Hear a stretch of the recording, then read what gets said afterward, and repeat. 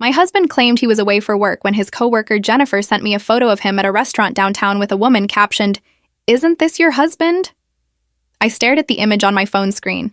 Camden sitting across from a striking blonde in a red dress, their hands intertwined on the white tablecloth, his face lit with an expression I hadn't seen in months. The restaurant was Marcello's, the most expensive Italian place in the city. The same place where he'd told me we couldn't afford to celebrate our anniversary last month. I was standing in my home office, surrounded by architectural blueprints and design proposals for the Morrison Tower project, the biggest commission of my career. My phone buzzed again. Jennifer had sent another photo. This one showed Camden leaning in close to the woman, his hand on her face, clearly about to kiss her. The timestamp read 7:43 p.m., exactly when he'd texted me saying he was exhausted from meetings and heading to his hotel room. I'm Sienna, 34 years old, and for the past 7 years, I've been married to a man I thought I knew. I built my architecture firm from nothing, working 70-hour weeks while Camden supported my dreams, or so I believed. He worked in commercial real estate development, always talking about his big deals, his important clients, his vision for our future. What I didn't know until Jennifer's message was that Camden had been doing more than just supporting my career. He'd been stealing it. I sat down at my desk, my hand surprisingly steady as I opened my laptop. Something Jennifer said 3 weeks ago suddenly made horrifying sense. She'd mentioned seeing Camden having coffee with Marcus Chen, the primary investor for the Morrison Tower. At the time, I'd thought nothing of it. Camden knew I was working with Marcus, knew every detail of my proposal, because I'd shared everything with my husband like a fool. My office door was open, and I could see into our bedroom where Camden's suitcase sat unpacked from his business trip last week. The trip where he'd supposedly been in Boston meeting potential investors. I pulled up our joint credit card statement, something I rarely checked because I trusted him completely. Marcello's, $347. The Peninsula Hotel, $892 for 2 nights. Cartier, $3,200. All charges from last week, all in our city, not Boston. I clicked through my email, searching for a message Marcus had sent me 2 months ago. There it was. Looking forward to discussing the final proposal. Camden mentioned you might be having second thoughts about the scope. I'd never had second thoughts. I'd never told Camden to speak to Marcus about anything. My stomach turned as I realized what had been happening under my nose. The blonde woman in the photo wasn't just his mistress. I'd seen her before, in the background of a real estate conference photo on Camden's laptop. Her name was Vanessa something, and she worked at his company. More than that, I pulled up LinkedIn with shaking hands. She was listed as a principal designer at a new architecture and development firm, a firm that didn't exist 6 months ago. I opened my desk drawer and pulled out the flash drive where I kept backup copies of all my projects. Every blueprint, every proposal, every client list, every proprietary design element I developed over 7 years. My mind was racing now, connecting dots I'd been too trusting to see before. Camden had access to everything. He'd watched me work, listened to my ideas, offered to help by organizing my files on our shared computer system. Jennifer sent another message. I'm so sorry, Sienna. I thought you should know. He's been meeting her there every Thursday for months. The staff thought they were married. Thursday was my late night at the office, the one night each week when I worked until 10 or 11. Completely absorbed in my projects. I stood and walked to our home office, Camden's domain where he claimed to work on his real estate deals. I'd rarely entered this room out of respect for his space. Now I sat at his desk and opened his laptop. He hadn't even bothered to log out. His email was open, and the first message was from Vanessa. The Morrison presentation is tomorrow. Are you nervous? We've put so much work into this proposal. I can't wait to see Marcus's face when he realizes we're offering everything Sienna promised, plus the residential component for 15% less. The residential component, my secret addition to the Morrison proposal, the element I'd been developing privately for months, planning to present it as a surprise that would seal the deal. I'd mentioned it to Camden exactly once, 3 weeks ago over dinner, making him promise not to tell anyone because I wanted it to be my ace in the hole. I scrolled through Camden's emails like a woman possessed. There were dozens of messages between him and Vanessa, going back 8 months. They weren't just having an affair. They'd started a competing architecture and development firm using my client list, my designs, my ideas. Every project I'd worked on had a corresponding email thread where Camden shared my files with Vanessa. Every client meeting I'd told him about had a follow-up message where they planned to undercut my proposals. She's too focused on the artistic elements, Camden had written.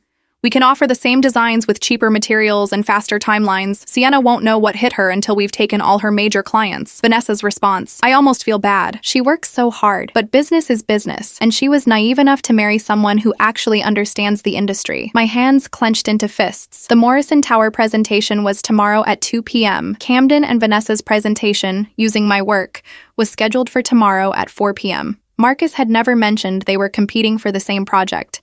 Camden must have pitched it as a separate proposal, probably claiming he'd developed it independently. I checked the folder where I kept my Morrison files. Empty. Camden had deleted them from our shared system, but he didn't know about my backup drive. Didn't know that I'd learned early in my career to keep copies of everything after a former employer tried to claim my designs as their own. A plan began forming in my mind, cold and precise as one of my architectural blueprints. Camden thought he was clever, thought he could steal my work and my clients while playing the supportive husband.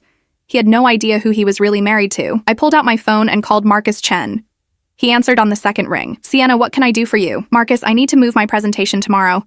Would 11 a.m. work instead of 2 p.m.? There was a pause. That's unusual, but I can make it work. Is everything all right? Everything's perfect, I said, my voice steady. I just had a breakthrough on the design that I want to share as soon as possible. You're going to love it. After hanging up with Marcus, I texted Jennifer. Thank you for telling me. I owe you dinner. Can you do me a favor and keep sending me photos if you see them together? Her response was immediate. Absolutely. I never liked him. You deserve so much better. I looked around Camden's office with new eyes. He'd built his betrayal here, in our home, using my trust as a foundation. The irony wasn't lost on me. The architect had failed to see the structural weaknesses in her own marriage. My phone buzzed. Camden was calling. I let it ring twice before answering, my voice warm and unsuspecting. Hey, honey, how's Boston? Exhausting? He lied smoothly. Back-to-back meetings all day. I might need to stay an extra night. That's fine, I said, making my tone disappointed but understanding. I'll miss you. The Morrison presentation is tomorrow. I'm so nervous. You'll be amazing, he said, and I could hear the satisfaction in his voice. He thought he'd already won, thought his presentation later in the day would make mine irrelevant. Just be confident and trust your work. Trust my work. The work he'd stolen. The work he was about to watch me use to destroy him. I love you, I said, the words tasting like ash. Love you too, babe. Gotta run. Another meeting. I hung up and returned to his laptop, copying every file, every email, every piece of evidence of his theft. Then I opened my backup drive and began reviewing my Morrison proposal, adding new elements he didn't know about. Elements that would make his stolen version look like the cheap copy it was. Camden had made a critical mistake. He'd assumed that because I loved him, I was weak. He'd confused trust with stupidity, kindness with blindness. He was about to learn that the woman he'd betrayed wasn't the woman he thought he'd married. I worked through the night, refining my presentation, documenting his theft, and preparing for tomorrow. Not just the business presentation, that was merely the opening move. I was preparing for war, and Camden had no idea that the battlefield had just shifted entirely in my favor. I spent the rest of the night methodically building my case. Camden's laptop was a goldmine of evidence, screenshots of every email between him and Vanessa, every stolen file, every client they'd approached using my research. I uploaded everything to a secure cloud account he couldn't access, then restored his laptop to exactly how I'd found it. At 6 a.m.,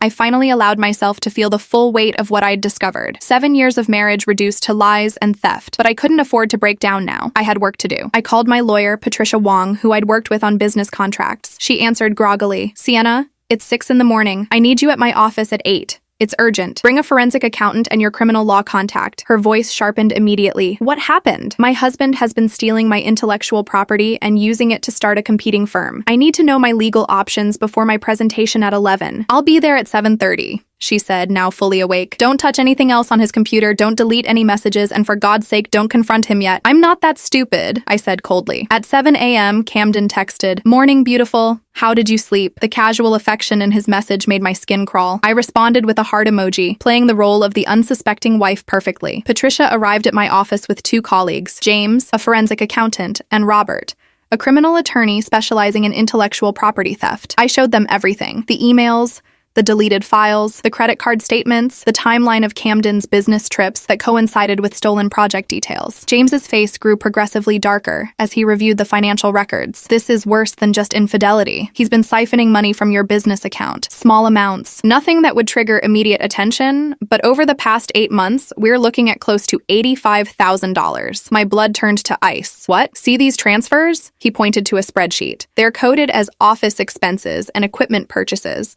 but none of them correspond to actual business expenditures. The money went into an account listed as CW Consulting, Camden Walsh Consulting. He funded his affair and his competing business with my money, I said, my voice deadly quiet. Robert leaned forward. This crosses into criminal territory.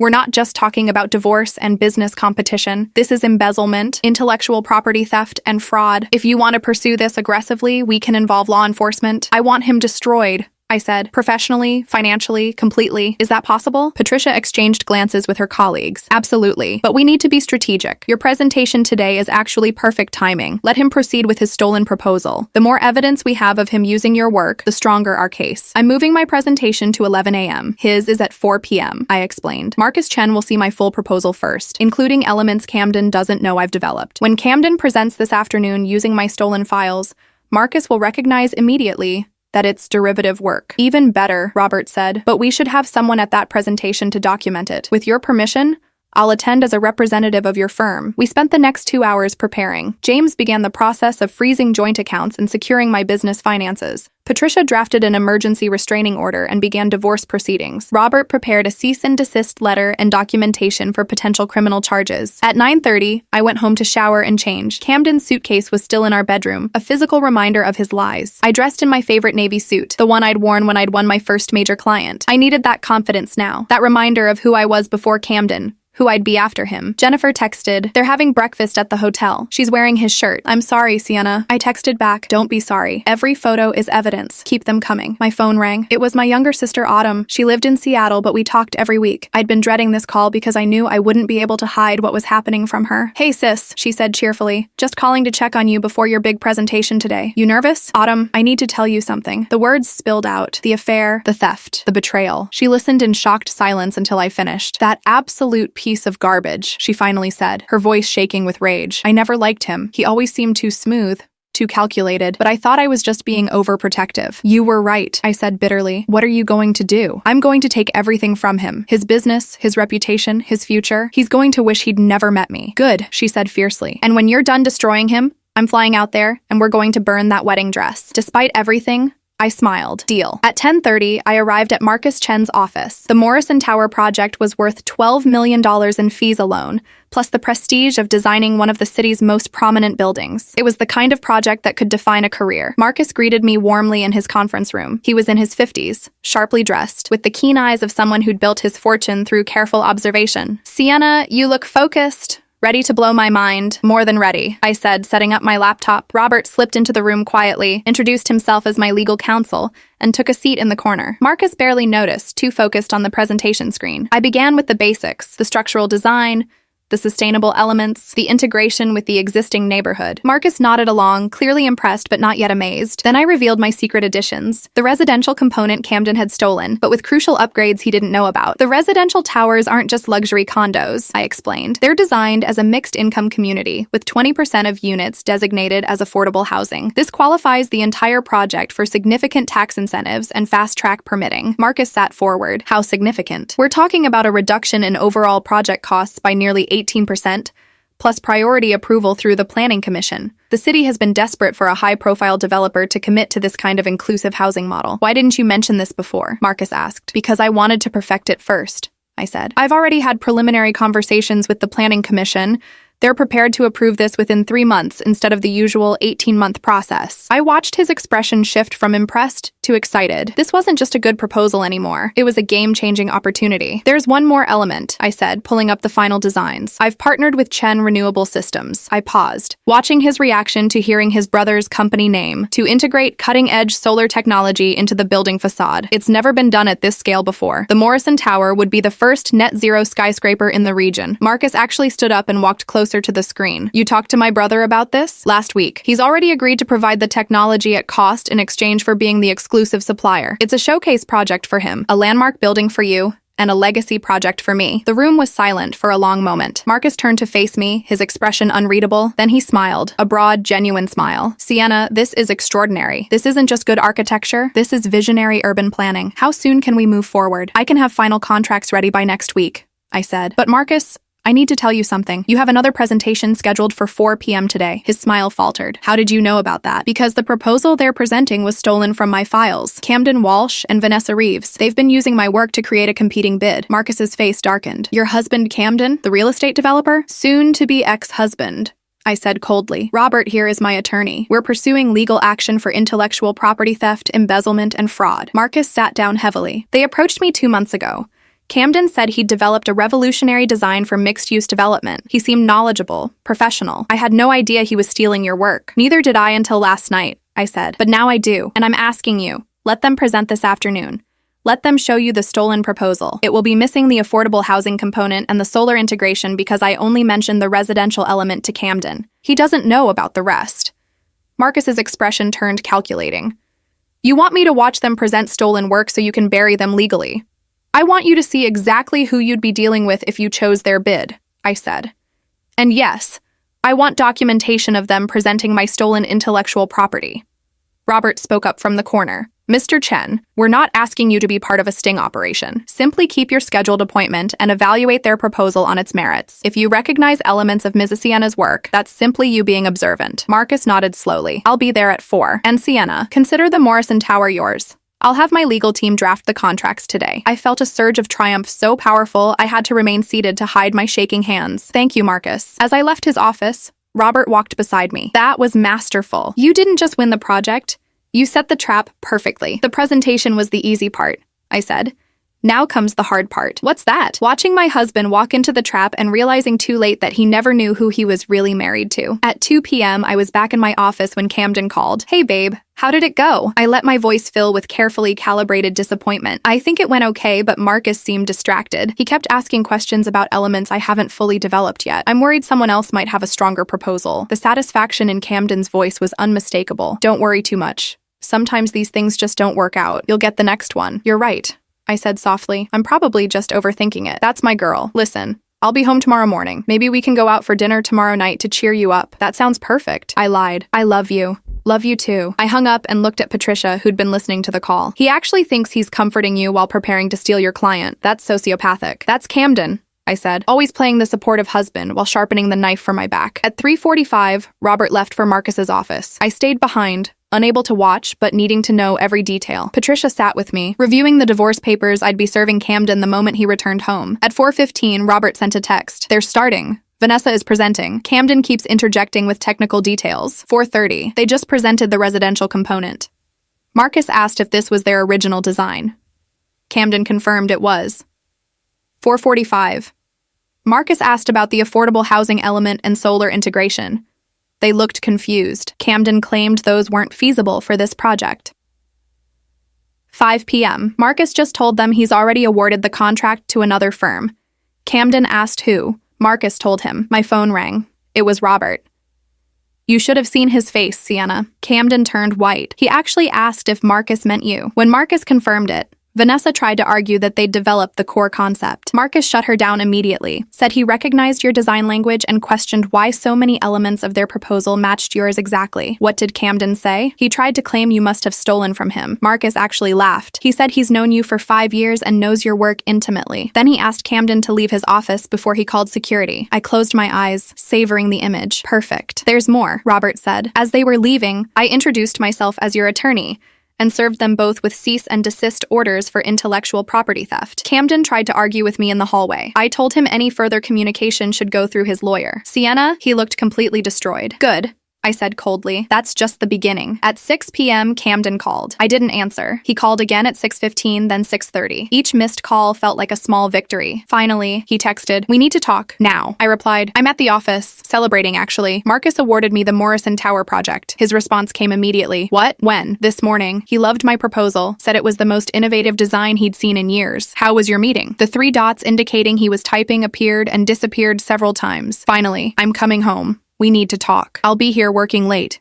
I replied. Lots to do now that I've landed the biggest project of my career. See you tomorrow like you planned. I turned off my phone and looked at Patricia. He's panicking. Let him panic, she said. Tomorrow morning, we'll have the divorce papers ready, the restraining order in place, and the police prepared to investigate the embezzlement. By the time Camden realizes what's happening, his entire life will have collapsed. What about Vanessa? I asked. She's facing separate legal action for conspiracy to commit fraud. Her career in architecture is over. I thought about the woman in the red dress, the one who'd laughed about my naivety in those emails. Good.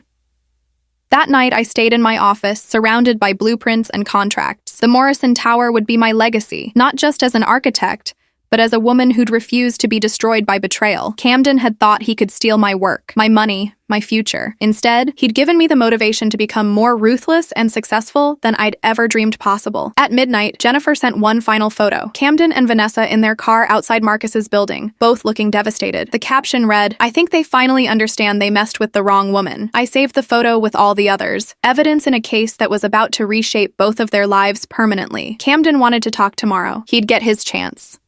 Right after I served him with divorce papers and launched criminal charges. He thought tonight was the worst it would get. He had no idea that tomorrow would be the day his entire world burned down. I didn't sleep that night. Instead, I worked with my legal team until 3 a.m., finalizing every document, every piece of evidence, every strategic move. Patricia had brought in a specialist in white-collar crime, a former prosecutor named David Marshall who looked at my case files with the intensity of a predator spotting prey. "This is clean-cut embezzlement," David said, reviewing James's financial analysis. $85,000 over 8 months, all transferred to accounts Camden controls. Add the intellectual property theft, and we're looking at potential felony charges. The district attorney would love this case. How long before he could face charges? I asked. If we file the complaint tomorrow, they could issue a warrant within 48 hours. Given the documentation, I'd estimate he's looking at 3 to 5 years if convicted. The number hung in the air. 3 to 5 years in prison. The same amount of time we'd been truly happy before he'd started planning my destruction. File the complaint, I said without hesitation. At 7 a.m., I finally went home to shower and change. Camden's car wasn't in the driveway.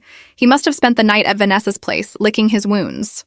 Good. It would make what came next easier. I dressed in my courtroom attire, a charcoal gray suit that spoke of power and precision. Today wasn't about being the betrayed wife. Today was about being a woman who understood exactly how to dismantle someone's life legally and thoroughly. Camden walked through our door at 8:30. He looked terrible. Rumpled clothes, bloodshot eyes, the appearance of a man who'd been awake all night confronting his failures. He stopped when he saw me standing in the living room with Patricia and Robert flanking me like well-dressed sentries. "What's going on?" His voice cracked slightly. "Sienna Camden Walsh," Patricia said formally, stepping forward. "You're being served with divorce papers citing irreconcilable differences and adultery. You're also being served with a restraining order requiring you to remain at least 500 feet from Sienna, her workplace, and any of her clients." She handed him the papers. His hands shook as he took them. Robert stepped forward next. "You're also being served with a lawsuit for intellectual property theft, breach of fiduciary duty, and fraud. Additionally, a criminal complaint has been filed with the district attorney's office for embezzlement of $85,000 from Sienna's business accounts." Camden's face went from pale to ashen. "This is insane. Sienna, you can't seriously—" "I can and I am," I said, my voice cutting through his protest like a scalpel. "You stole my work,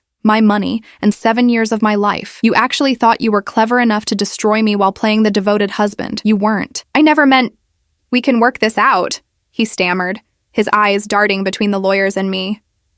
"The business thing, that was just— I was trying to build something for us, for our future." "Don't insult my intelligence," I said coldly. "I've read every email between you and Vanessa. I know about every client you approached with my stolen designs. I know about every dollar you took from my accounts. I know about every Thursday night you spent at Marcello's while I worked late, trusting you completely." He took a step toward me. Robert moved immediately between us. "Mr. Walsh, the restraining order is effective immediately. You need to collect your personal items and vacate the premises within the next 30 minutes. "This is my house too." Camden's voice rose desperately. "Actually, it's not," Patricia said coolly. "The house is in Sienna's name exclusively, purchased with her income before your marriage. You have no legal claim to it. You have 30 minutes to pack a bag. A moving company will deliver the rest of your belongings to a location of your choosing within 7 days." I watched him process this, watched the reality crash over him in waves. "Sienna, please, let's talk about this privately, without the lawyers. Just you and me." "No," I said simply. "There's nothing you can say that I haven't already heard in the emails you thought I'd never see. You called me naive. You and Vanessa laughed about how I was too focused on artistic elements to notice you stealing my work. You told her I wouldn't know what hit me until you'd taken all my major clients." His mouth opened and closed wordlessly. The confidence that usually armored him had completely evaporated. "Marcus Chen sends his regards, by the way," I continued. "He was quite surprised when you presented my residential tower design as your own original concept. Even more surprised when you couldn't explain the affordable housing component, or the solar integration, you know, the elements I developed after our last conversation but before I presented to Marcus this morning." Camden's face transformed from shock to rage. "You set me up. You deliberately—" "I didn't set you up," I interrupted. "You set yourself up the moment you decided to steal from me. I just documented it and let you walk into the consequences of your own choices. I'm going to fight this." he said, his voice hardening. The divorce, the lawsuit, all of it. You'll spend years in court. David Marshall, who'd been silent until now, spoke with the quiet authority of someone who'd sent dozens of white-collar criminals to prison. Mr. Walsh, I'd strongly advise you to hire an attorney before you say anything else. The evidence against you is substantial. Fighting these charges will only ensure maximum sentencing when you're convicted. When, not if, Camden looked like he might be sick. The paper trail is immaculate, David continued. Every transfer documented, every stolen file time-stamped, every email preserved. Your best option is to cooperate fully, return the stolen funds, and hope for a plea deal that keeps your prison sentence under 2 years. Prison? Camden's voice was barely a whisper now. Embezzlement is a felony, David said. Combined with fraud and IP theft, you're facing significant incarceration time. The district attorney is very interested in making an example of professional-class criminals. I watched Camden crumble, watched the man who'd stolen my work and betrayed my trust finally understand the magnitude of his mistakes. Part of me, a small, distant part, felt something like pity. The larger part felt nothing but cold satisfaction. Your 30 minutes started 5 minutes ago, Patricia said, checking her watch. I suggest you start packing. Camden looked at me one last time, searching for some softness, some opening for mercy. He found none. I'd spent the night crying out my grief and rage and had emerged harder, sharper, utterly without sympathy for him. He went to our bedroom. I heard drawers opening, hangers scraping, the sounds of a life being hastily dismantled. I stood in the living room I'd decorated, the home I'd built, feeling nothing but relief that he was leaving. Patricia touched my arm gently. Are you okay? I'm better than okay, I said honestly. I'm free. 28 minutes later, Camden descended the stairs with 2 suitcases and a backpack. He paused at the door, looking back at the home that would never be his again. I loved you, he said quietly. No, you didn't, I replied. You loved what I could give you. There's a difference. He left without another word. Through the window, I watched him load his car, saw him sit in the driver's seat with his head in his hands for a long moment before finally driving away. Phase 1 complete, Patricia said. Now we move forward with asset protection and the criminal case. My phone rang. It was Marcus Chen. Sienna, I wanted to call personally. I just received a call from the district attorney's office asking about my interaction with Camden Walsh and Vanessa Reeves. I told them everything. How they approached me with designs that were clearly derivative of your work. How they claimed it was original. I want you to know I'm happy to testify if this goes to trial. Thank you, Marcus, I said. That means everything. Also, he continued, I've been making calls this morning. Several colleagues mentioned that Vanessa Reeves had approached them with similar proposals, designs that now, in retrospect, look suspiciously like your signature style. I think you weren't their only target. My grip on the phone tightened. How many others? At least 3 major developers I know personally. I'm forwarding you their contact information. They might be interested in adding to your case. After hanging up, I turned to Robert. We need to expand the investigation. If they approached other clients with my stolen work, this is bigger than I thought. That actually helps us, Robert said. It establishes a pattern of behavior, makes the theft look premeditated and systematic, rather than a one-time mistake. Over the next 3 hours, we contacted the developers Marcus had mentioned. All 3 confirmed that Camden and Vanessa had approached them with proposals that matched my design aesthetic. One even had retained the proposal documents. When he emailed them to me, I recognized entire sections copied verbatim from my files. This isn't just embezzlement and theft, David said, reviewing the new evidence. This is organized fraud on a significant scale. We're looking at federal charges now, not just state. How does that change things? I asked. Federal prison instead of state. Longer sentences. No possibility of early parole. And it means the FBI will get involved, which means a much more thorough investigation of everything Camden's done professionally for the past 5 years. I thought about Camden's real estate deals, the projects he'd claimed to be developing. How many of those had been legitimate? How much of his entire career had been built on theft and deception? Investigate everything, I said. I want to know exactly who I was married to. Autumn called that afternoon. How are you holding up? Honestly, I feel powerful, I said. Is that terrible? That's survival, she replied. He tried to destroy you. You're making sure he can't do it to anyone else. That's not revenge. That's justice. It feels like revenge, I admitted. Good. He deserves it. By evening, the news had spread through the architecture and development community. My phone buzzed constantly with messages from colleagues, some offering support, others asking for details, a few warning me that Camden was telling people I'd fabricated the charges out of spite over our failing marriage. I forwarded all of Camden's defamatory messages to Patricia. Add defamation to the lawsuit, I said. He's not going to lie his way out of this. Jennifer texted, Vanessa got fired today. They walked her out of the office. Everyone's talking about it. I felt a savage satisfaction. Vanessa had helped Camden steal from me, had laughed about my naivety. Now she was facing criminal charges and career destruction. Good. That night, I slept in my house alone for the first time in 7 years. The silence was absolute, peaceful. No more wondering when Camden would come home. No more playing the trust trusting wife while he betrayed me. Just quiet and space and the freedom to rebuild without his poison. But I wasn't done yet. The legal process was just beginning, and I intended to see it through to its absolute conclusion. Camden had wanted to destroy my career while stealing my designs. Instead, he'd handed me the motivation and documentation to destroy him completely.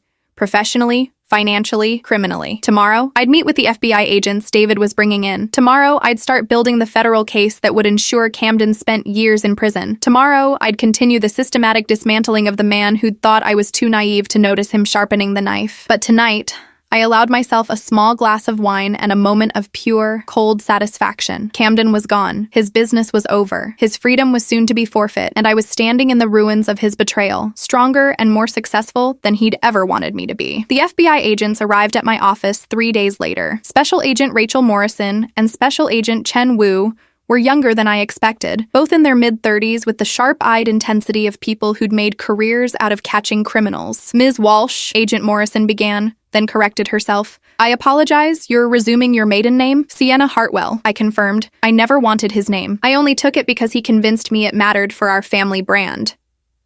The bitterness in my voice was impossible to hide. They spent 4 hours reviewing every document, every email, every financial transaction. Agent Wu, who specialized in white-collar crime, pulled up data on his laptop that made my breath catch. Your husband has been doing this for years, he said quietly. We started pulling his financial records after the DA's office contacted us. There are irregularities going back to before your marriage. Small amounts, different accounts. Always careful to stay under reporting thresholds. How much total? I asked. Conservatively, over $300,000 from various sources. Your $85,000 was just his most recent operation. The number stunned me into silence. $300,000 stolen before he'd even started targeting me specifically. Agent Morrison leaned forward. Ms. Hartwell, your case gave us the opening we needed. We've been investigating a pattern of architectural and design theft in this region for 18 months. Your documentation is immaculate. It's the strongest evidence we've compiled. With your testimony, we can bring down not just your ex-husband, but the network of fraud he's been operating within. Network? I repeated. She pulled up a chart on her laptop, a web of connections showing Camden at the center. Links spreading out to dozens of names I didn't recognize and a few I did. Vanessa Reeves was there. So was Camden's former business partner, a developer named Marcus Thornton who I'd met at conferences. Your husband wasn't working alone, Agent Morrison explained. He's been part of an organized group that steals intellectual property from small architecture firms and independent designers, then sells those designs to developers under different names. You're just the first victim with the resources and documentation to fight back effectively. The scope of it took my breath away. This wasn't just personal betrayal. Camden had been part of a criminal enterprise that had likely destroyed dozens of careers. How many victims? I asked. That we know of? 47? That we suspect? Possibly over 100 across 5 states. I sat back in my chair, processing this. All those designers who'd struggled, who'd lost clients to mysterious competitors with similar designs, who'd thought they'd just been unlucky or not talented enough. They'd been targeted, stolen from, professionally destroyed by Camden and his network. What do you need from me? I asked. Everything you're willing to give, Agent Wu said. Testimony, documents, and if you're willing, we'd like you to wear a wire and meet with your husband one more time. A wire?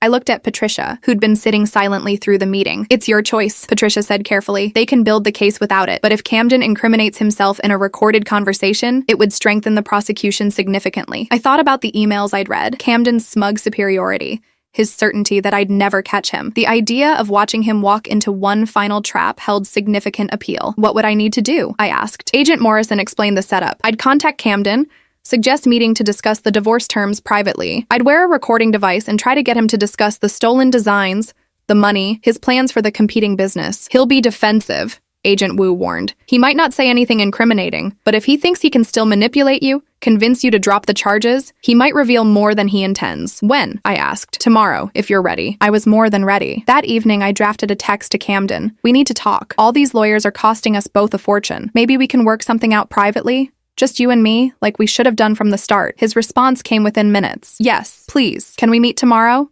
Anywhere you want. The desperation in his message was obvious. He thought I was weakening, thought he still had a chance to salvage something from the wreckage of his schemes. Coffee shop on Morrison Street, 10 a.m. tomorrow. I replied. I'll be there. Thank you, Sienna. I know we can fix this. I showed the exchange to Patricia. He thinks he's won something. Let him think that, she replied. Desperate people make mistakes. The next morning, Agent Morrison fitted me with a wire so small and sophisticated I could barely feel it. We tested the audio quality 3 times to ensure everything would be captured clearly. Remember, she coached me, let him do most of the talking. Ask open-ended questions. If he gets angry or suspicious, don't push. Just end the meeting gracefully. I arrived at the coffee shop 15 minutes early. Agent Wu was already there, disguised as a student with headphones and a laptop. 2 other agents I hadn't met were positioned nearby. They'd assured me Camden wouldn't spot the surveillance, but my heart still pounded as I waited. Camden walked in exactly on time. He looked worse than when I'd last seen him.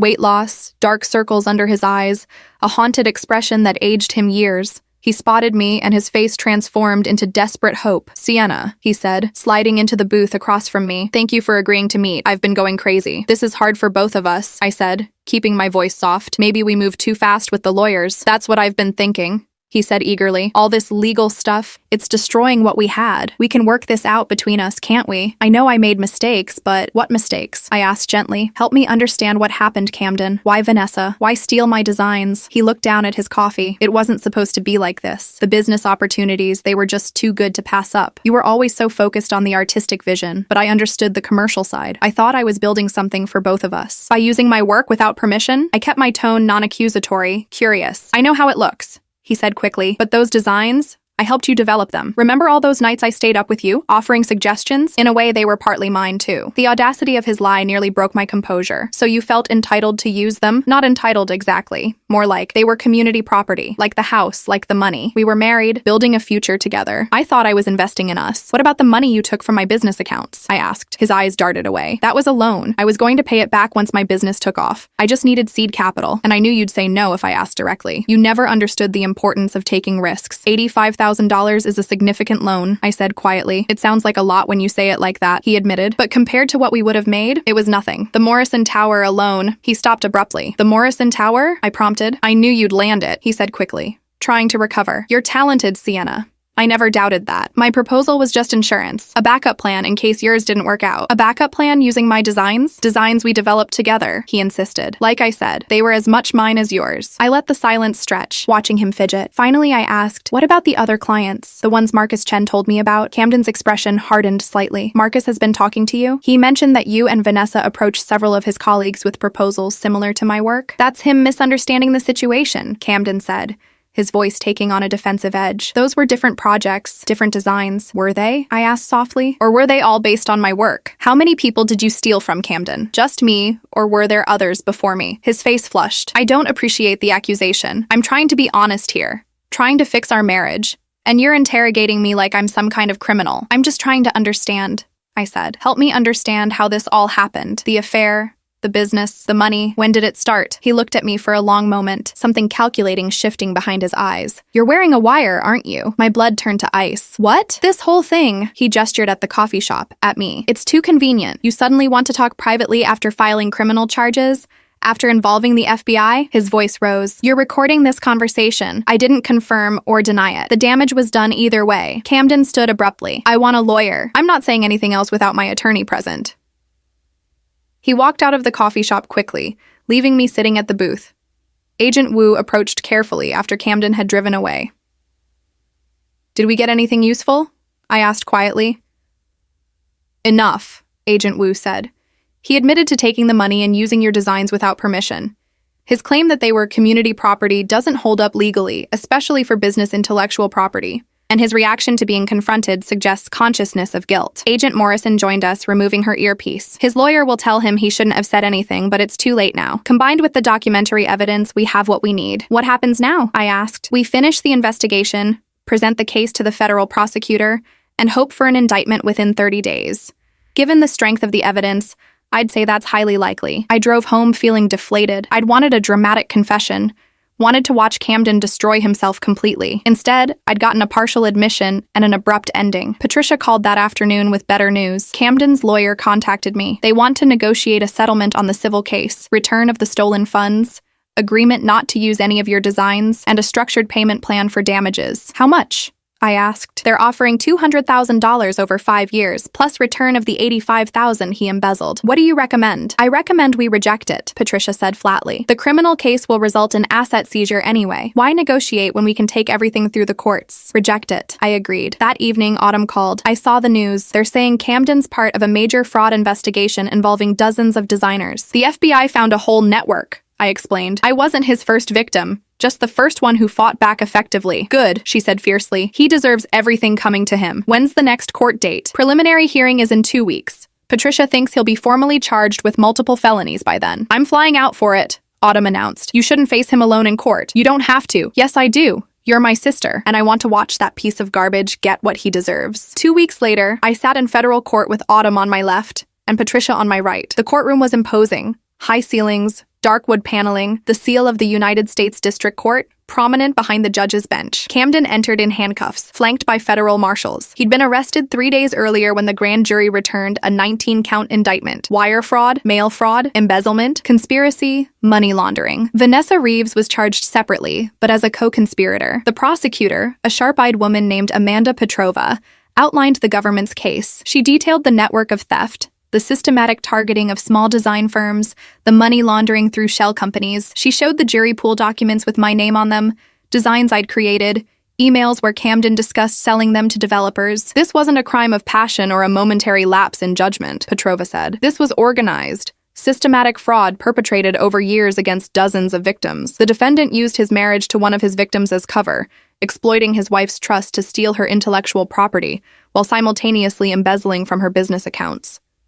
Camden's attorney argued that his client was being made a scapegoat, that the charges were exaggerated, that the government was overreaching. But his arguments sounded weak even to my non-lawyer ears. The judge, a stern woman in her 60s, denied bail. The defendant has demonstrated sophisticated planning, multiple victims across state lines, and significant financial resources to flee. He will remain in federal custody pending trial. Camden's face crumpled as they led him back out in handcuffs. He looked at me one last time, and I saw not love or even hatred, just the hollow realization that he genuinely underestimated me, and it had cost him everything. Outside the courthouse, reporters swarmed. Petrova handled most of the questions, but when they asked me directly how I felt, I gave them the truth. My ex-husband thought I was too naive to notice him stealing from me. He was wrong. I hope this case sends a message to anyone who thinks they can exploit trust and creativity without consequences. That night, Patricia called with final news. Vanessa Reeves took a plea deal. She's testifying against Camden in exchange for a reduced sentence, 3 years instead of 15. She's turning on him? I asked. Completely. She's providing details about the entire operation, other victims, the money trail. Camden's attorney called an hour ago. He wants to discuss a plea. What kind of plea? Camden pleads guilty to all charges in exchange for a recommendation of 10 years instead of the 25 he's facing after trial. 10 years? The number felt both enormous and insufficient. With good behavior, he'd serve 8. But Sienna, without the plea, he could get much more. The prosecutor has a very strong case. I thought about it for a long time. 10 years of Camden's life in federal prison. 10 years where he couldn't hurt anyone else. Couldn't steal from other designers. Couldn't use charm and manipulation to destroy people's careers. Tell them to proceed to trial, I said. I want a jury to hear everything he did. I want the full 25 years on the table. Are you sure? Patricia asked. Trials are unpredictable. I'm sure, I said. He gambled on me being too weak to fight back. Let's see how that gamble pays off. The trial lasted 3 weeks. I sat through every day of testimony, watching the prosecution methodically destroy Camden's defense piece by piece. Agent Morrison walked the jury through the evidence, thousands of emails, financial records showing the flow of stolen money, testimony from 47 victims whose designs had been stolen. The most devastating moment came when they played the recording from our coffee shop meeting. Camden's voice filled the courtroom. Those designs were as much mine as yours. I knew you'd say no if I asked directly. It was just seed capital. His attorney tried to spin it as a misunderstanding between spouses, but Petrova dismantled that argument efficiently. This wasn't a husband helping his wife. This was a criminal exploiting access to his victim's work. He admitted on tape to taking money without permission. That's the definition of embezzlement. Vanessa Reeves testified against him, describing their affair and the business plan they developed to systematically steal my client list. Her testimony was cold and detailed, each word hammering another nail into Camden's defense. He told me Sienna would never notice, Vanessa said from the witness stand. He said she was too focused on the creative side to understand the business mechanics. He called her naive. I watched Camden flinch at that word. Naive. The same word he'd used in his emails. The same word that had finally opened my eyes to who he really was. When it was my turn to testify, I kept my composure despite facing Camden across the courtroom. Petrova walked me through the timeline. Our marriage,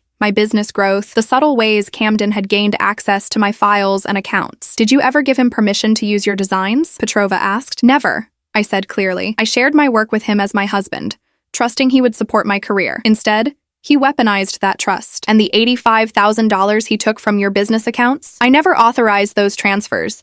I didn't know they were happening until my forensic accountant discovered them, after I learned about the design theft. Camden's attorney tried to shake me during cross-examination, suggesting I was exaggerating the theft out of anger over the affair.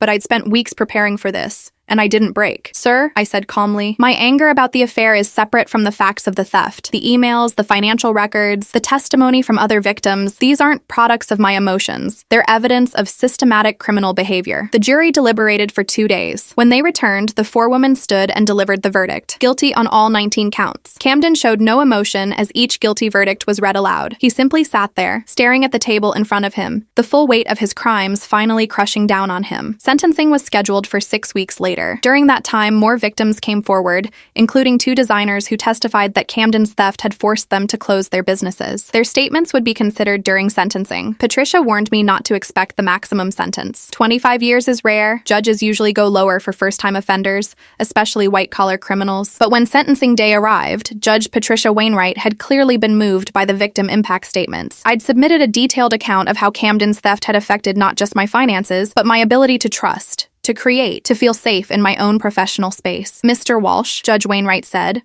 her voice carrying through the silent courtroom, you exploited your marriage to commit systematic fraud against your wife and dozens of other victims. You showed no remorse until confronted with overwhelming evidence. You attempted to manipulate your wife even after being caught. This court finds your conduct to be among the most egregious examples of white-collar crime I have encountered. She paused, looking directly at Camden. You are sentenced to 18 years in federal prison, followed by 5 years of supervised release. You will make restitution to all identified victims in the amount of $347,000. You will never be eligible to hold a professional license in architecture, design, or real estate development. 18 years. Camden would be 55 when he was released, the prime of his life spent in prison for crimes he'd committed, thinking he'd never be caught. As they led him away, he looked at me one final time. I saw no anger, no defiance, only the complete destruction of a man who'd gambled everything on my naivety and lost catastrophically. Outside the courthouse, I stood with Autumn and Patricia, feeling the cool autumn air on my face. Reporters called questions, but I ignored them. I'd said what needed to be said. How do you feel? Autumn asked quietly. Free, I said honestly. Completely free. That evening, I received calls from 3 of the other victims, designers whose careers Camden had destroyed. They thanked me for fighting back, for giving them the courage to file their own lawsuits now that the criminal case had established the facts. You saved my business, one woman said, her voice breaking. I'd given up designing entirely after my clients mysteriously went to competitors. Now I know it wasn't my fault. It was theft. Marcus Chen called as well. The Morrison Tower broke ground today. I wanted you to be the first to know. Your vision is becoming reality, Sienna. I stood at the construction site that evening, watching the foundation being laid for what would be the tallest building I'd ever designed. The mixed income component, the solar integration, the environmental innovations, all of it was happening exactly as I'd envisioned. Camden had tried to steal this from me. Instead, his theft had made me more careful, more strategic, more successful. The FBI investigation had led to additional contracts as developers sought to distance themselves from the criminal network Camden had operated within. My firm had grown by 40% in the months since his arrest. Vanessa Reeves was serving her 3-year sentence in a minimum security facility, her architecture license permanently revoked. The other members of the theft network had been charged separately. Most were accepting plea deals rather than face trial. 6 months after the sentencing, I attended the final divorce hearing. The marriage was officially dissolved, Camden's name removed from all my business documents, the last legal tie between us severed completely. You're free to resume your maiden name permanently if you wish, the judge said. Sienna Hartwell, I said clearly. That's who I've always been. That evening, I hosted a small celebration at my house, the house that had never really been Camden's, the space he'd tried to infiltrate with his lies. Autumn flew in, along with Patricia, Jennifer from Camden's old company, and several other friends who'd supported me through the darkest period of my life. A toast, Patricia said, raising her glass. to Sienna Hartwell, who proved that intelligence and integrity will always defeat manipulation and theft. We drank, and I felt the last weight of Camden's betrayal lift from my shoulders. He'd tried to destroy me professionally and personally. Instead, he'd destroyed himself while making me stronger, more successful, and absolutely certain of my own worth. Later that night, alone in my office, I looked at the architectural renderings for my next 3 projects, major commissions that had come directly because of my enhanced reputation. Camden had wanted to steal my designs and my clients. Instead, his crimes had made me the most sought-after architect in the region. I thought about the naive woman I'd been, the one who'd trusted completely and shared everything. She was gone now, replaced by someone harder, sharper, more aware of the darkness people could carry behind kind words. I missed her innocence sometimes, but I didn't regret her destruction, because from her ashes, I'd built something Camden could never have imagined, a career built on talent rather than theft, success earned through merit rather than manipulation, and a life completely free from the man who'd thought he could use me and discard me without consequences. Camden had 18 years to think about his mistakes. I had the rest of my life to build on my victories. The math was simple, the justice complete, the revenge more satisfying than anything I could have planned. He'd called me naive. He'd been catastrophically wrong. 3 years after Camden's sentencing, I stood at the grand opening of the Morrison Tower. The building soared 43 stories into the Chicago skyline, its solar panel facade gleaming in the afternoon sun. City officials, investors, and architecture critics filled the lobby. But the moment that mattered most was watching the first tenants move into the affordable housing units I'd fought to include. "This is revolutionary," Marcus Chen said, standing beside me. "You didn't just design a building, Sienna. You designed a model for how development should work." The Morrison Tower had won 4 major architecture awards before construction even finished. More importantly, it had proven that mixed-income development could be both profitable and transformative. 2 other cities had already commissioned similar projects from my firm. My company, Hartwell Architecture, now employed 17 people, all of them vetted carefully, all of them sharing my commitment to innovative, socially conscious design. I'd learned from Camden's betrayal to trust carefully, but I'd also learned not to let his crimes make me bitter or closed off. Jennifer, Camden's former co-worker who'd sent me that first devastating photo, now worked as my operations director. "You gave me the courage to speak up," she'd told me when I offered her the job. "I knew Camden was shady, but I didn't have the power to stop him alone. Watching you take him down showed me what real strength looks like." Autumn had relocated to Chicago, opening her own art gallery in a building I designed pro bono. We had dinner every Sunday, a tradition that healed old family wounds and created new bonds of chosen family. "Remember when you called me crying at 3 a.m. the night you found out?" she asked during one of those dinners. "You were so devastated, so broken. Look at you now." I looked around my life. The successful firm, the meaningful projects, the genuine relationships built on trust and transparency. Camden's betrayal had nearly destroyed me. Instead, it had rebuilt me into someone stronger, clearer, more purposeful. The legal aftermath continued to unfold. Camden's appeal had been denied. He would serve his full 18 years. Vanessa had been released after serving 2 years, her architecture career permanently over. I'd heard she was working retail in another state, trying to rebuild a life from the wreckage of her crimes. The FBI's investigation had ultimately identified 73 victims of Camden's network. Most had received some restitution from seized assets, though nothing could fully compensate for stolen work and destroyed careers. But several had used the publicity from the case to relaunch their businesses, and a support network for designer victims of intellectual property theft had formed. I'd been asked to speak at that network's first conference. Standing before 200 designers who'd experienced similar betrayals, I shared my story with brutal honesty. "Camden thought my trust was stupidity," I said. "He thought creativity and naivety were the same thing. He was wrong on every count. The qualities that made me vulnerable to his theft, my willingness to collaborate, my belief in partnership, my openness about my work, those are also the qualities that made me successful enough to be worth stealing from in the first place." The applause was thunderous. Afterward, dozens of designers approached me with their own stories, their own victories, and ongoing struggles. I handed out business cards, made connections, built community from shared trauma. One evening, working late in my office, I received an email from an unfamiliar address. The subject line read, "From an inmate at FCI Greenville." I almost deleted it, but curiosity won. I opened it to find a message from Camden. "Sienna," it began, "I know you have no reason to read this, much less respond. I don't expect forgiveness. I just wanted you to know that I understand now what I destroyed. Not just your trust or your marriage, but the possibility of who I could have been if I'd chosen to build rather than steal. You were right about everything. I was naive enough to think I could take shortcuts to success without consequences. You're probably thriving. I'm genuinely glad. "You deserve it, Camden." I read it twice, then filed it away without responding. There was nothing to say. His regret was irrelevant to my life now. I'd moved so far beyond him that his belated realization felt like an echo from a past that no longer touched me. Patricia called the next day with final news. The last restitution payment cleared. Every victim has been compensated to the extent possible from Camden's seized assets. The case is officially closed. How much did I end up recovering? I asked. $212,000. The $85,000 he stole, plus damages and legal fees. The rest of his assets went to the other victims. The money barely mattered at this point. My firm's success had made me financially secure beyond anything Camden could have stolen, or I could have recovered. But the principle mattered. The final accounting. The absolute completion of justice. That weekend, I took a rare break and drove to the lakefront property I'd purchased 6 months earlier.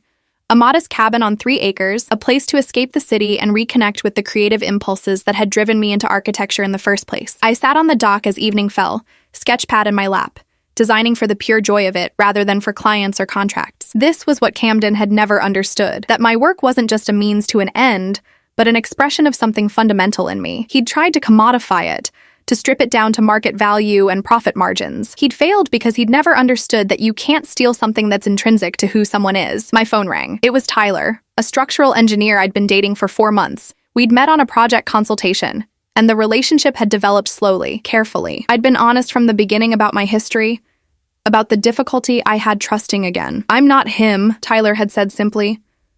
"I don't need to be trusted immediately. We can build that over time, if you're willing." We had been building it, brick by careful brick. He called now to ask about dinner later in the week, to share a funny story about his day, to remind me that not every man was Camden, that healing didn't mean closing off completely. As I hung up, I realized Camden's greatest failure wasn't getting caught or going to prison. His greatest failure was thinking that destroying me would build him up, that my loss would somehow become his gain. He'd fundamentally misunderstood how success actually works. It's not a zero-sum game where one person's victory requires another's defeat. The Morrison Tower stood as proof of that misunderstanding. Camden had tried to steal my vision and present it as his own, but vision isn't transferable. The building that bore my design aesthetic also bore my values, my commitment to social equity, my understanding that great architecture serves communities rather than just bank accounts. Camden could never have built what I built because he'd never understood what I was actually creating. 4 years after that night when Jennifer's photo had shattered my world, I attended the American Institute of Architects National Conference. I'd been invited as a keynote speaker. My story of overcoming betrayal and building a successful ethical practice resonating with a profession still grappling with questions of credit, collaboration, and intellectual property. Standing on that stage, looking out at thousands of fellow architects, I spoke the truth I'd learned through pain. What happened to me could happen to anyone. Trust makes us vulnerable, but the alternative, constant suspicion, defensive isolation, makes us incapable of the collaboration that produces great work. The answer isn't to stop trusting. It's to trust wisely, document thoroughly, and remember that your talent, your vision, your unique perspective, those things can't be stolen because they're not possessions. They're intrinsic to who you are. The standing ovation lasted 3 minutes. Afterward, a young architect approached me, tears in her eyes.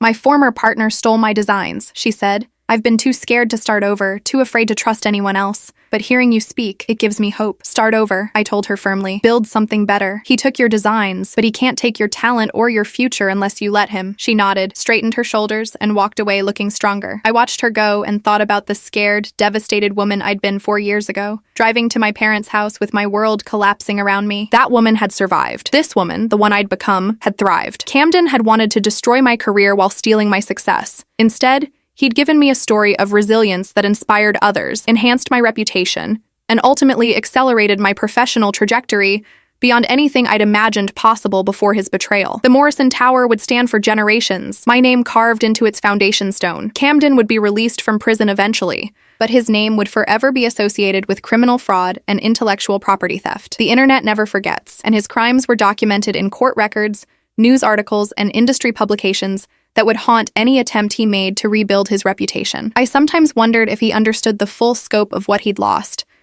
Not just his freedom or his career, but the life we could have built together if he'd been honest. If he'd been the supportive partner he'd pretended to be instead of the predator he'd actually been. I'd loved him completely, trusted him absolutely. That kind of devotion, freely given, was worth more than anything he'd stolen, and he'd thrown it away for shortcuts to success that had ultimately led to his permanent destruction. 5 years after the sentencing, on the anniversary of the day Jennifer had sent me that first photo, I stood in my corner office overlooking the Morrison Tower. The sun was setting, casting golden light across the solar panels I'd designed, the building literally glowing with captured energy being converted to power. The homes of families who'd never have been able to afford housing in this neighborhood without my mixed-income model. My phone buzzed with a news alert. Former architect Camden Walsh denied early parole. Will serve full sentence for fraud conviction. I read it once, felt nothing but distant satisfaction, and deleted it. Camden's fate was no longer my concern. His choices had led to his destruction. My choices had led to my success. The math was simple, the justice complete, the lesson absolute. I'd been called naive. I'd been betrayed, stolen from, deliberately targeted by someone who'd promised to love and protect me. And I'd risen from that betrayal stronger, wiser, more successful than I'd ever been before it happened. Camden was in a federal prison cell. I was standing in an office overlooking a skyline I'd helped shape, with projects backed up for years, with a reputation for brilliance and integrity that had been forged in the fire of his betrayal. He'd gambled on my weakness. He'd lost everything. I'd bet on my own strength, and I'd won absolutely. That was the legacy of our marriage. Not the love or the partnership or the promises we'd made, just the simple, brutal mathematics of consequence. He'd tried to destroy me and destroyed himself instead. I'd survived his worst and built something beautiful from the wreckage. The Morrison Tower lights came on as evening deepened. 43 stories of living proof that talent triumphs over theft, that integrity outlasts manipulation, and that the woman Camden had called naive had always been far more formidable than he'd ever imagined. I turned from the window and went back to work, designing the future, building my legacy, living proof that the best revenge isn't revenge at all. It's success so complete, so undeniable, that your betrayer's name becomes nothing but a cautionary tale, while yours becomes legend. Camden had 18 years to think about his mistakes. I had the rest of my life to build on my victories. And somewhere in a federal prison, he was finally learning what I'd always known. You can steal work, but you can't steal talent. You can take credit, but you can't take vision. You can betray trust, but you can't destroy the person who trusted. Not if they refuse to let you. I'd refused, and that refusal had made all the difference.